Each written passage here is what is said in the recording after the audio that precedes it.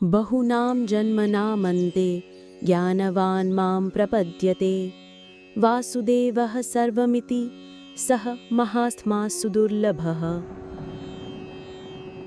अर्थात बहुत जन्मों के अंत में ज्ञानवान पुरुष मेरी शरण में आता है।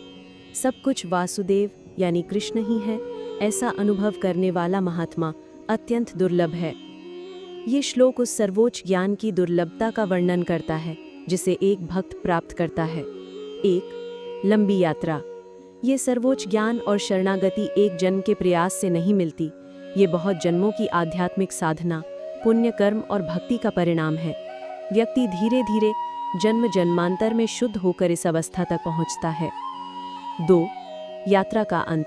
इस लंबी यात्रा के अंत में जब वो व्यक्ति पूरी तरह से ज्ञानवान यानी ज्ञान से युक्त हो जाता है, तब वो माम प्रपद्यते यानी मेरी कृष्ण की पूरी तरह से शरण लेता है। उसकी शरणागति अब किसी इच्छा से प्रेरित नहीं, बल्कि शुद्ध ज्ञान पर आधारित होती है। 3. सर्वोच्च ज्ञान क्या है? उस ज्ञानी का अंतिम अनुभव क्या होता है? वो ये देखता है कि वासुदेवः सर्वमिति यानी सब कुछ वासुदेव ही है। इसका अर्थ है कि वो हर वस्तु और हर प्राणी में, हर कारण और हर कार्य में केवल कृष्ण को ही देखता है। उसे ये अनुभव हो जाता है कि कृष्ण ही परम सत्य है और ये पूरी सृष्टि उन्हीं की अभिव्यक्ति है। 4.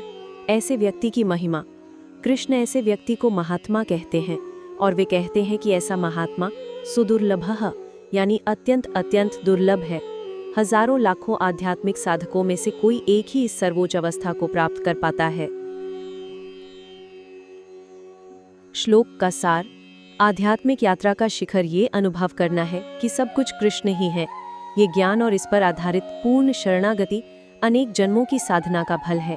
ऐसी दिव्य दृष्टि प्राप्त करने वाला महात्मा इस संसार में सबसे दुर्लभ है।